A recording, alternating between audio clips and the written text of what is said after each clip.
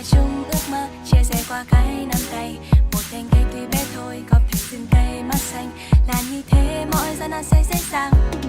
Hãy là người biết lắng nghe, chia sẻ cảm xúc với nhau, đừng phân chia cách biết nhau, là bạn mình đang thật tốt với nhau. Chỉ cần lòng mình sớm hơn và hành xử với nhau hơn thì lớp mình sẽ vui biết bao.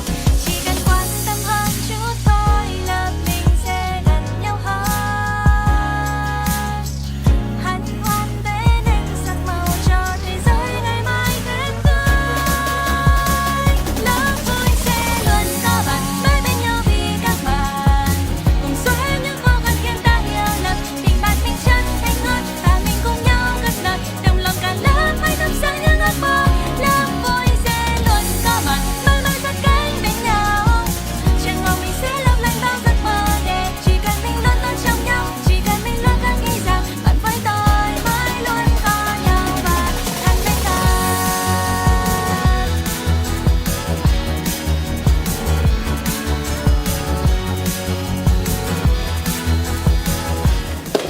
Bàn tay này là để nắm lấy, trái tim này là để yêu thương. Hãy dành cho nhau nụ cười.